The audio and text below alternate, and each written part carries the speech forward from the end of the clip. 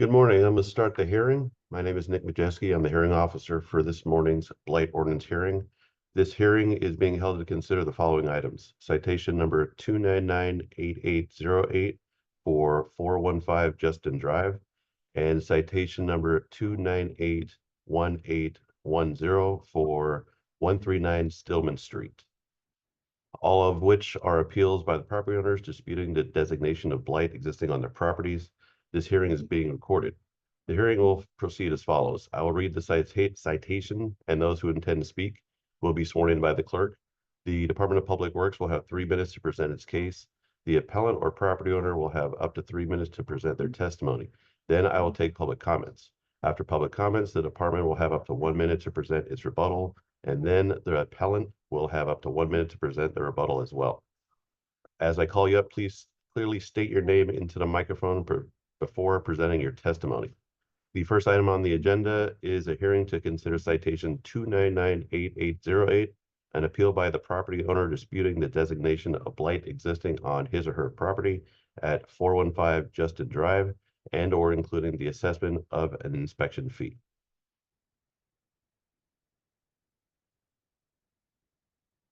And back to you, clerk.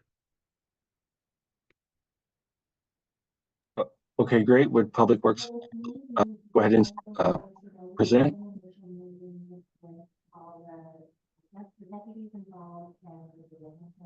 Hi, I'm sorry. Did you say Public Works present? Yep. Okay.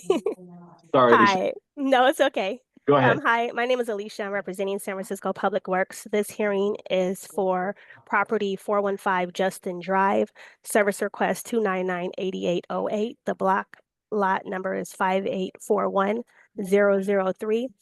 This particular hearing is regarding a posting on a notice of violation that was posted on April 2nd, 2025, in which a hardship was requested on 4/3/2025, which was a day later.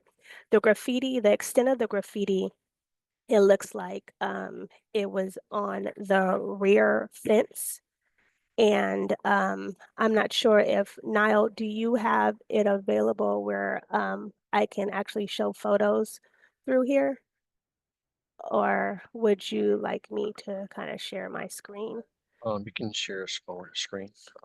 Should be Okay. a green icon at the bottom. Okay. Click on that.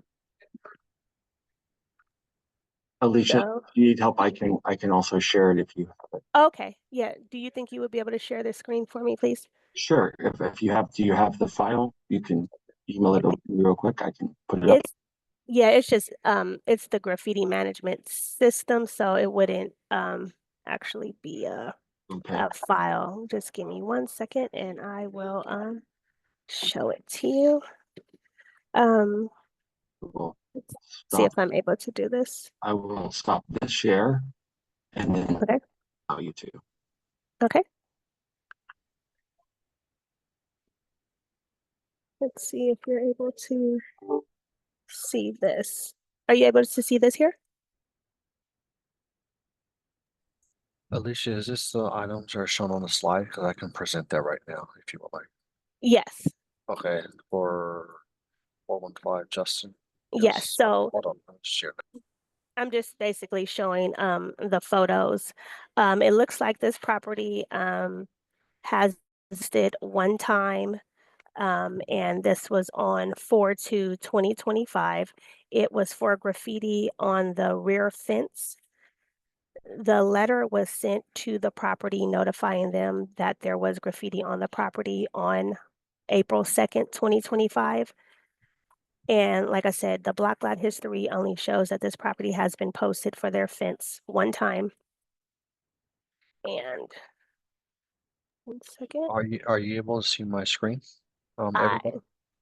Yes, okay. Yeah. It looks good. Thank you. Thank you. Okay. Give me 1 second here. Sorry about that. So the fence is actually facing outward, and there's like a long fence line where the graffiti is. The property was once again posted on the 2nd, and I don't know if you can extent of the graffiti. Are you able to show those photos, Niall?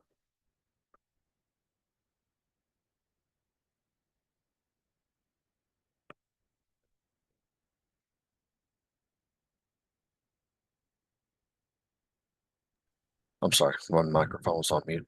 This is a photo was provided of the rear fence line, showing the graffiti in question. Are you able to see my screen, Alicia? No, I'm not able to see it, Okay. We or are. other, you are? but Okay. as long as you guys can. Okay. Okay. So that's the extent of the graffiti.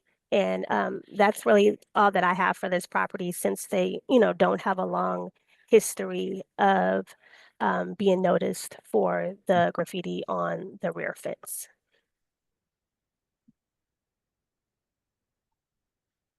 Okay, and then we have the appellant is Randall Tong, and go ahead and speak, Randall, if you like. Hi, good morning, Clinton, Nick, Niall, and was it Alicia from Public Works? I appreciate you taking the time to listen and hear me out today. As the photo shows, the graffiti comes from a variety of sources. This was not like one person, one time coming through and tagging. If you happen to have photos available of the entire block, you can see that we have been hit particularly hard by graffiti over the last really 5 years since COVID and since kind of the shutdown, and it has really continued.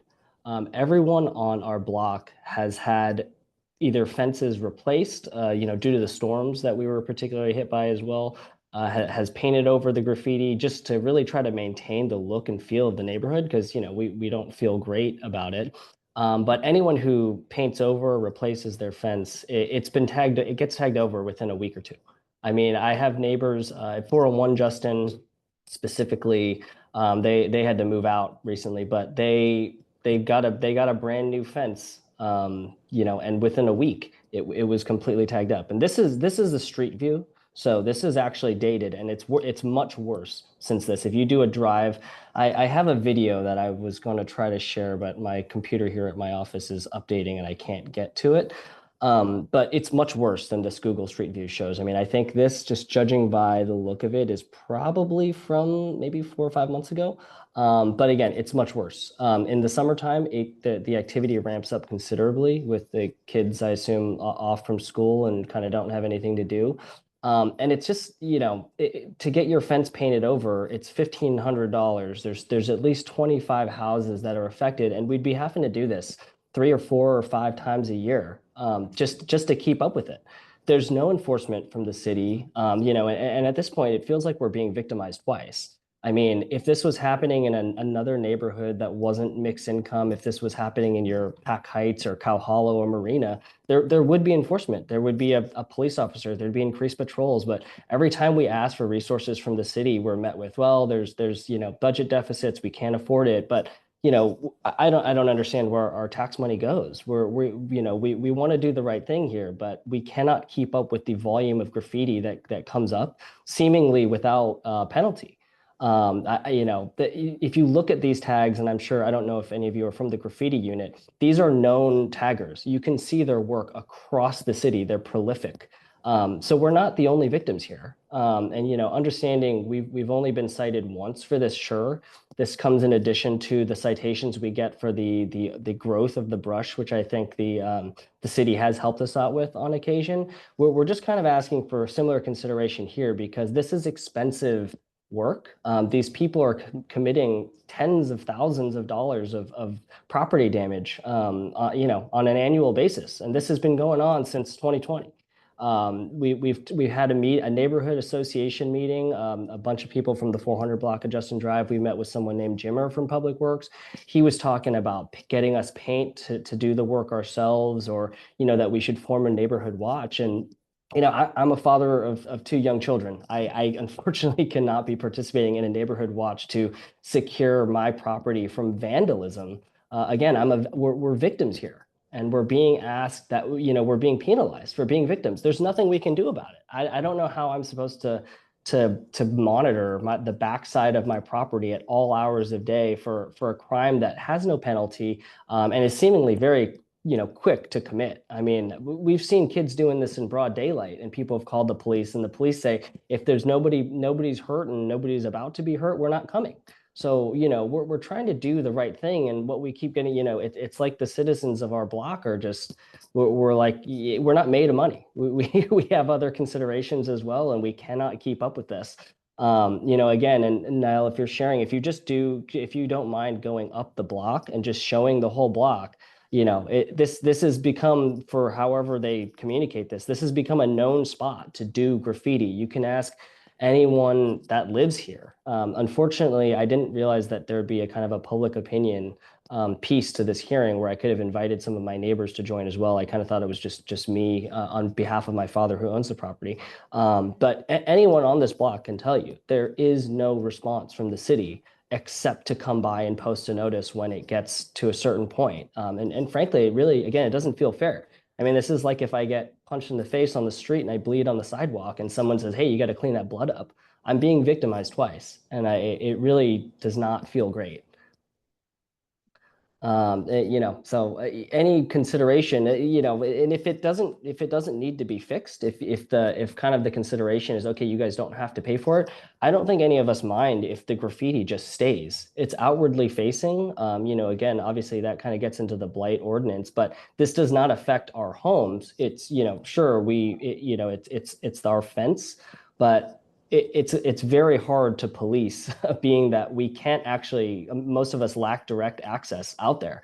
If I was to catch someone graffitiing on my fence, I would have to go outside to the front of my house, go around the entire block of Justin Drive to get out, short of hopping over the fence, which I'm not sure my body could handle. But there's really no way for us to stop these people, and the police don't seem interested in doing it either.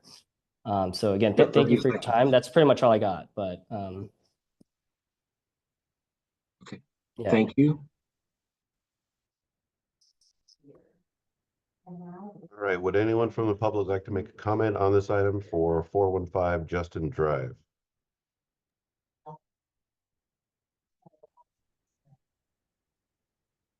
All right, seeing none. Let's see. Does DPW have a rebuttal? Yes, so I do understand the graffiti that is alongside of that fence. There is, a lot of graffiti on that whole fence line there, which covers multiple properties. For this particular case, this was something that an inspector went to the property because it was reported, it looks like, through 311. So just to give a little background information, once a property is posted, once a property is, just say, goes to 311 and says, like, we have this particular property has graffiti on it. We want you guys to go and post a notice of violation. The inspector has 3 days to go to the property to post the notice of violation. That's when something is reported from 311. In this case, this was reported from 311, and that's why the inspector had to act on that within 72 hours. Typically, because we do know that this whole fence line usually always has graffiti on it, we really don't get a lot of complaints about it. We don't have a lot of 311 requests that really come in regarding, that fence line. And I do know Jimmer. I heard that you mentioned his name and was talking about just like forming some sort of group so you guys can all, participate in abating the graffiti.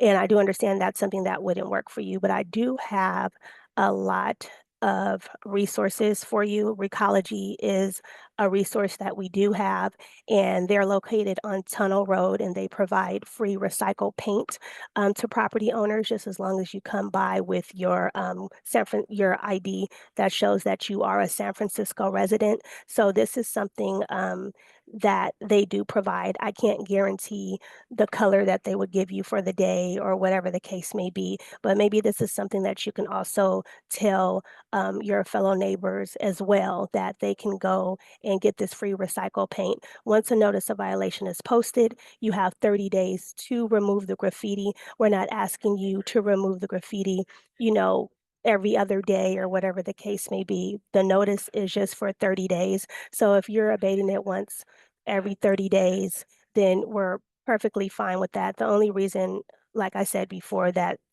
the inspector had to act on this is because it came in through 311. Typically, this isn't something that they would really even consider that much because we know this is a high traffic area, which we do see a lot of graffiti on that fence line over the years, like you stated. Okay, the appellant may make a rebuttal. Go ahead Hi, and, yeah, I think I would probably disagree with that assessment that this has always been like this. I'll have to, maybe it's useless now, but I have photos of the fence of all of our fences from prior to 2021, and this was not a high traffic area until the enforcement completely fell off a cliff.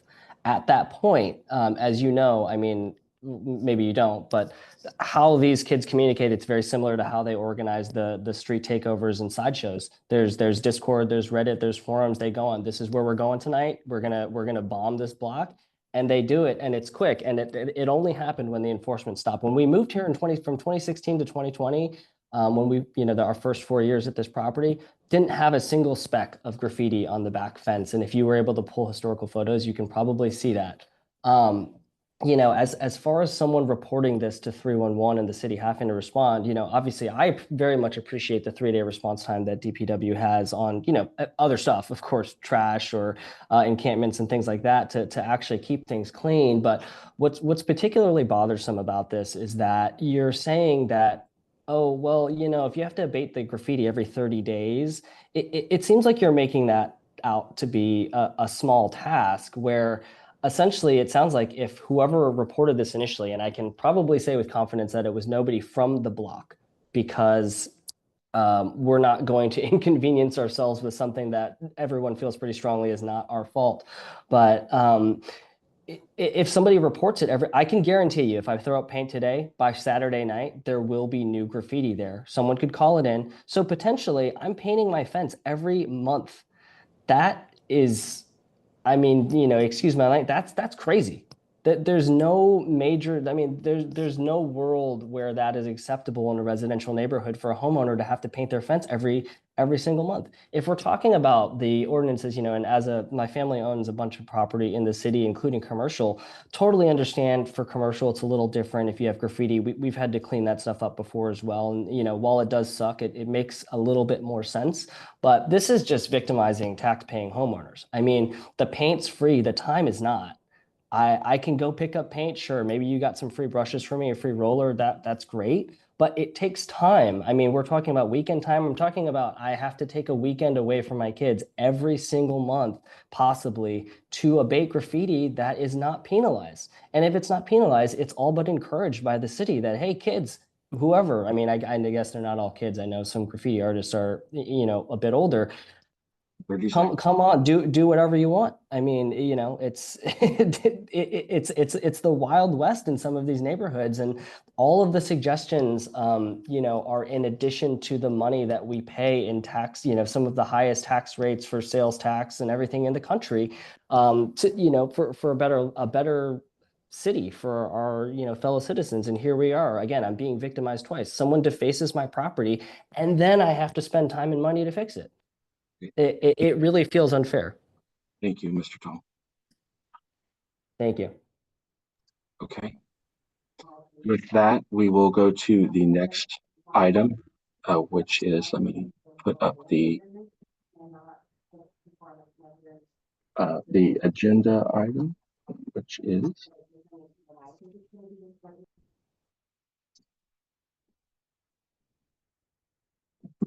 bear with me, I'm having some technical difficulty here.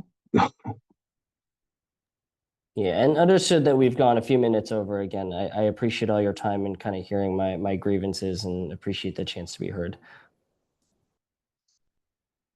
Okay. All right, so we will now move to the next item, Okay. which is, go ahead, Nick. Yeah. The next item on the agenda is a hearing to consider citation 2981810, an appeal by the property owner disputing the designation of blight existing in his or her property at 139 Stillman Street and or including the assessment of the inspection fee.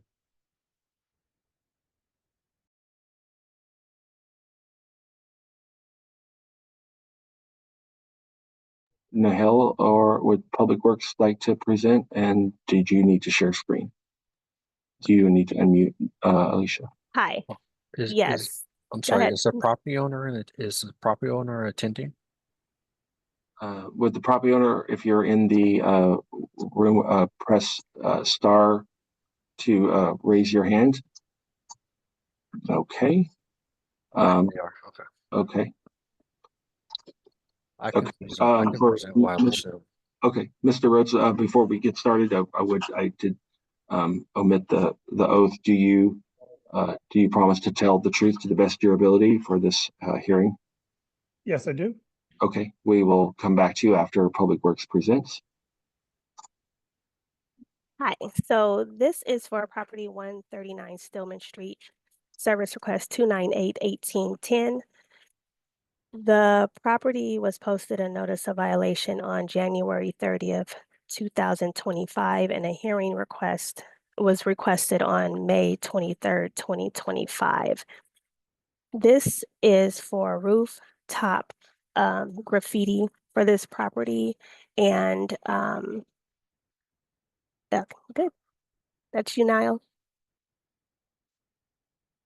Okay, so the rooftop graffiti is right there at the side of the building. I don't know if you can see it's right on the blue. It looks like this came through. I can't really tell how this came through on this service request, but it's for rooftop side of the building graffiti. It looks like this property has had notice of violations posted in the past. It looks like there was a total of 5 violations posted in the past going over, looks like 2019, 2024, and 2025. The last notice of violation was posted on January 30th. A letter was also sent to the property on January 30th, and a hearing was requested, I believe, through email to Niall. So that's all the information that I have on this property as of right now.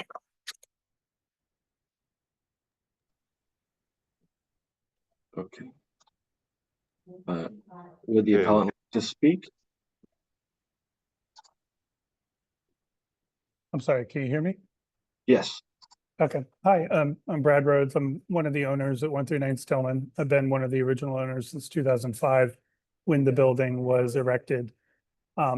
Just a bit of context since then, we have been subject to various crimes of theft, vandalism, and certainly graffiti over the years. I think most recently the years kind of called out 2019 to 2025. I think there have been some, I'll say, communication challenges in getting those notices to the appropriate individuals to respond to them. HSM is our property management firm, and I believe they're on the call today, and you may have met with them in the hearing previously. But what we wanted to do today is to kind of confirm whether or not we have an outstanding balance. At a recent hearing, we were told that that was waived, and just want to confirm that before moving forward.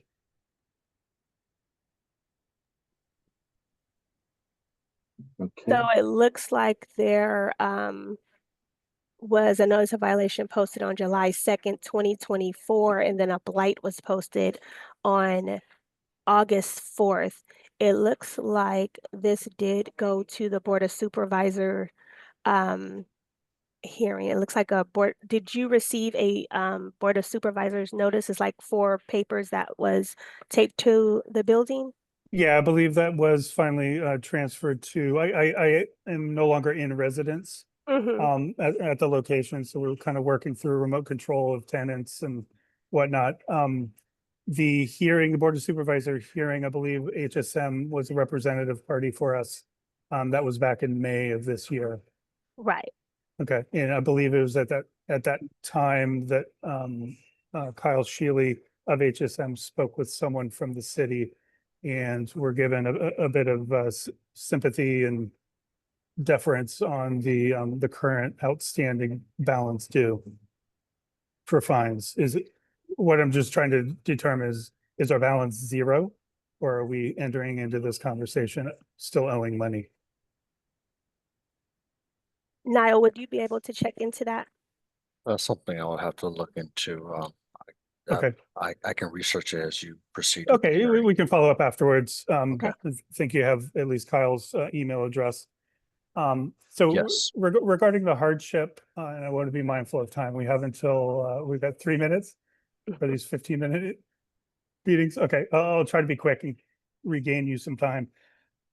So over the years, we have seen a frequency of occurrence. And our building is located on Stillman, which is, one of the 2 blocks of Stillman Street. We're kind of adjacent to the freeway and sort of almost underneath it, but the top of the building is visible from the freeway. And the access to our building is gained really largely from the adjoining building's roofs. And most notably on the opposite side of the building of the image that was shown, there is a billboard above the Clear Channel building. And the catwalk to that billboard is readily accessible, or gives anyone on that catwalk readily access to our rooftop. You can literally just step one building to another. And so over the years, we've had to gain access to their roof in order to deal with the graffiti that has occurred on that side of the building. The opposite side that was represented, I guess, in this citation is the building next to us is owned by a company called Dome Cleaning. And so I guess part of our hardship is dealing with the occurrence, but then also dealing with the fact that access to our building is being gated by other companies. And open question that we had of the city here is to understand what guidance can the city offer, or potential help can they offer in us being able to mitigate these occurrences maybe a little quicker, because we were having to connect several dots in order to get the work done. The second sort of point of hardship is the fact that we're a small HOA. We are a mixed use building in South of Market. There's only 8 units. And we have kept the homeowners association really on a shoestring budget since its inception. And looking at the last couple costs of cleanups on our end, our cost out of pocket ended up being, in one occurrence, it was $1,300, I believe, to cover the cost of rappelling down from the roof, from our roof, because we weren't unable to gain access from the adjoining buildings. So given that cost, each time we're hit up to that amount, it gets quite considerably costly when sometimes we are 30 seconds. tagged right after we cover up the previous. I'm sorry. I just said you had 30 seconds. Okay. So that sort of closes out my points. Is, we have a lack of ability to really govern the access to our building, but we are working to abate the graffiti as soon as we are made aware of it. But it is with challenge to cost as well as just physicality of location. Thank you. And do we have other comment, Nick, or do we do have another attendee in the room? Is that for public comment? Raise your hand if you would like to speak. Oh, okay. Go ahead. Hi, Mr. yes. Thanks for the opportunity to present this. I'm the property manager for the building. I've been managing it since late 23. This building, they've had to abate, I just from my list here, 6 different times, different locations on the rooftop. I think the main issue, in my opinion, is that the 139 Stillman HOA cannot do anything to prevent people from getting on the rooftop. They're accessing it from the neighbor's building. We've approached the neighbor. They're unwilling to do anything. They said there's multiple places they can get up. There's not much they can do. And also they're not the ones that are receiving the fines, so they don't really have any incentive to do anything. So yes, like as Brad mentioned, we're looking for some assistance or some way to help mitigate these costs because they're pretty expensive, and we'd like to try to avoid assessing homeowners every single time this happens. Thanks. Thank you. Are there any follow-up questions or any rebuttals from Public Works or the hearing officer? No, I don't have a rebuttal. I just wanted to confirm for this particular address, the email address that we have on file. I just want to make sure that this is correct. There's a shannon.wong at hsmsf.com. Is that the correct email address we need to use when communicating to No, anyone? Okay. I can give you. Okay, I'm ready. Let me have that, please. It's K, then Sheely, my last name SHEELY Mm-hmm. at hsmsf.com. Okay. Thank you. I just wanted to make sure that we had the correct email address on file for you here. Okay. I have nothing else. Thank you. Alicia, is there any other public comment or any follow-up questions from the hearing officer? Nothing from me. Back to you, clerk. If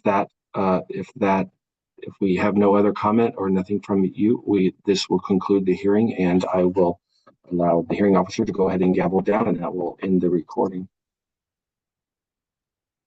Okay, this hearing is closed. Thank you.